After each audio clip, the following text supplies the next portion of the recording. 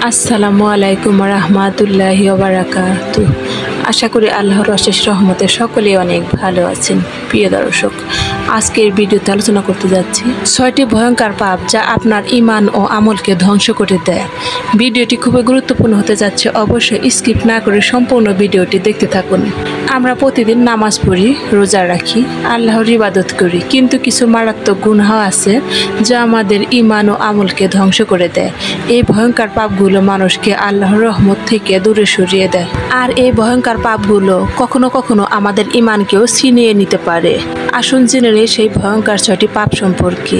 তার আগে যারা এখন এই চ্যানেলে নতুন আছেন, ভিডিওতে একটি লাইক দিয়ে চ্যানেলটা অবশ্যই সাবস্ক্রাইব করবেন এবং পাশে থাকা অল নোটিফিকেশন বেলটি অন করে আমাদের সাথে থাকুন। ধন্যবাদ। নাম্বার 1, শিরক।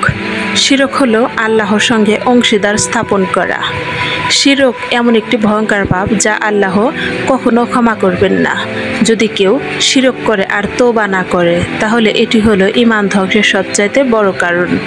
পবিত্র কুরআনে আল্লাহ তাআলা বলেছেন, নিশ্চয় আল্লাহ শিরককে ক্ষমা করবেন না। শিরক ব্যতীত যে কোনো ছোট ধরনের পাপ আল্লাহ ইচ্ছা করলে ক্ষমা করে দিতে পারেন। সূরা নিসা আয়াত 48। যেমন অনেক সময় আমরা কবিরাজের কাছে গিয়ে তাবিজ নেই, দরগায় গিয়ে মৃত ব্যক্তির কাছে সাহায্য চাই। এসব হলো শিরকের অন্তর্ভুক্ত, আর এগুলো থেকে আমাদেরকে অবশ্যই বিরত থাকতে হবে, কেননা আল্লাহ তাআলা কোনো শিরকের গুনাহসমূহকে মাফ করবেন না। নাম্বার 2, রিবা বা লোক দেখানো ইবাদত। ইবাদত হলো আল্লাহর সন্তুষ্ট অর্জনের জন্য। ইবাদত হলো আল্লাহর জন্য, আর যদি কোনো লোক ইবাদত করে শুধু লোক দেখানোর জন্য, তাহলে তার সেই ইবাদত বাতিল হয়ে যাবে। এ বিষয়ে রাসূল সাল্লাল্লাহু আলাইহি ওয়াসাল্লাম বলেছেন, যে ব্যক্তি লোক দেখানোর জন্য কোনো ইবাদত করে, আল্লাহ তাআলা তাকে লোকের সামনে অপমান করবেন। হাদিস সহিহ মুসলিম। অর্থাৎ নামাজ পড়ছো শুধু মানুষের কাছে ধার্মিক প্রমাণের জন্য, রোজা রাখছো যাতে লোকেরা তোমাকে আল্লাহ ভক্ত বলে, আর এসব কাজই হলো রিবা বা লোক দেখানোর ইবাদত। আমরা এ সমস্ত লোক দেখানো ইবাদত বা রিবা থেকে শত শত মাইল দূরে থাকবো। নাম্বার 3, গীবত, পরনিন্দা ও অপবাদ। কারো অনুপস্থিতিতে কারো দোষ তুলে ধরা, এটাই হলো গীবত। এটা ঈমান ও নেক আমলের শত্রু। পবিত্র কুরআনে আল্লাহ তাআলা বলেছেন, তোমাদের কেউ কি চায় সে যে তার মৃত ভাইয়ের গোশত খাবে? সূরা হুজরাত আয়াত 12। রাসূল সাল্লাল্লাহু আলাইহি ওয়াসাল্লাম এই বিষয়ে বলেছেন, হে আমার সাহাবীগণ, তোমরা কি জানো গীবত কি? তখন সাহাবীরা উত্তর দিলেন, এ বিষয়ে আল্লাহ এবং তার রাসূলই ভালো জানেন। তখন নবীজি সাল্লাল্লাহু আলাইহি ওয়াসাল্লাম বললেন, গীবত হলো কারো পিছনে কারো দোষ ত্রুটিকে তুলে ধরা বা কারো দোষ খুঁজে বেড়ানো, এগুলো হলো গীবত। আর গীবত অর্থ হলো মৃত ভাইয়ের গোশত খাওয়া। পরনিন্দা মানুষের আখলাক ধ্বংস করে, সম্পর্ক নষ্ট করে এবং আল্লাহর কাছে ঘৃণিত করে তোলে। আর গীবত হলো ইসলামের জঘন্যতম একটি পাপ। এ পাপ থেকে আমাদের সকলের বেঁচে থাকা অপরিহার্য। নাম্বার 4, হারাম রিজিক ও সুদ খাওয়া।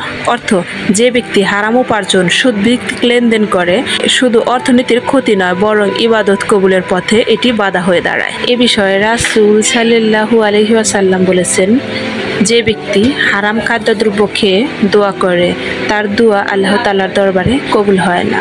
হাদিস সহিহ মুসলিম। অর্থ, সুদের টাকা রাখা, সুদ খাওয়া, জালিয়াতি করে ব্যবসা করা, এগুলো হারাম। নাম্বার 5, অত্যাচার ও হক নষ্ট করা।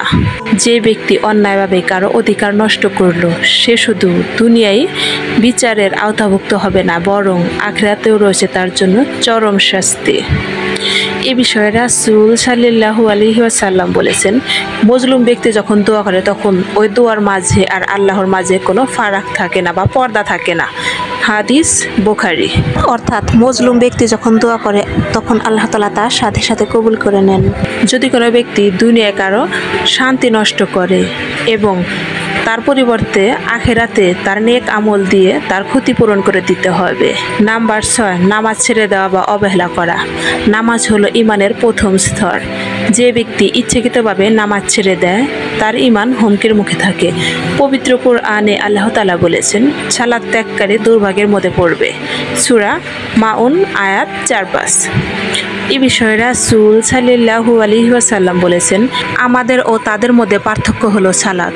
আর যে ব্যক্তি ইচ্ছাকৃত নামাজ ত্যাগ করলো সে কুফর করলো। তিরমিজি হাদিস 2661। এই হাদিসের মাধ্যমে স্পষ্ট বোঝানো হয়েছে নামাজ এমন একটি মৌলিক স্তর যা অবহেলা করলে মানুষকে ঈমানের বাইরে নিয়ে যেতে পারে। নাউজুবিল্লাহ। এই বিষয়ে ইমাম আহমদ ইবনে হাম্বল রাহমাতুল্লাহি আলাইহি তিনি বলেন, ইচ্ছাকৃতভাবে নামাজ ছেড়ে দিল সে কাফের হয়ে যায়।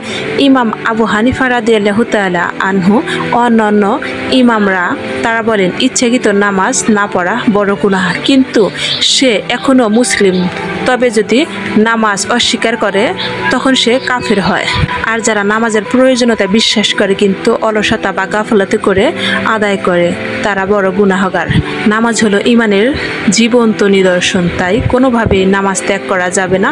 অলসতা থাকলেও তওবা করে নামাজে ফিরে আসতে হবে। প্রিয় ভাই ও বোনেরা, আমাদের ঈমান ও আমলকে রক্ষা করার জন্য এই 6টি ভয়ঙ্কর পাপ থেকে বেঁচে থাকা সকলের জন্য জরুরি ও অপরিহার্য। আমাদের সকলেরই উচিত শুয়ে কিংবা বসে অবসর সময়ে বেশি বেশি তওবা ও ইস্তেগফার করা, ইসলামিক বিষয়ে জ্ঞান অর্জন করা এবং সৎ পরিবেশে থাকা। আল্লাহ তাআলা আমাদের সবাইকে হেদায়েত দান করুক এবং এ ধরনের পাপ থেকে বেঁচে থাকার তৌফিক দান করুক। প্রিয় দর্শক, ভিডিওটি কেমন লাগলো কমেন্ট করে জানাবেন। আর ভিডিওটি যদি ভালো লেগে থাকে তাহলে অনেক অনেক শেয়ার করবেন যাতে সকলে জানতে পারে আর সঠিক জ্ঞান অর্জন করতে পারে। আর আজকের ভিডিওটি এ পর্যন্তই। দেখা হবে আবারও কোনো নতুন ভিডিও নিয়ে। সে পর্যন্ত সকলে ভালো থাকুন, সুস্থ থাকুন। আল্লাহ হাফেজ।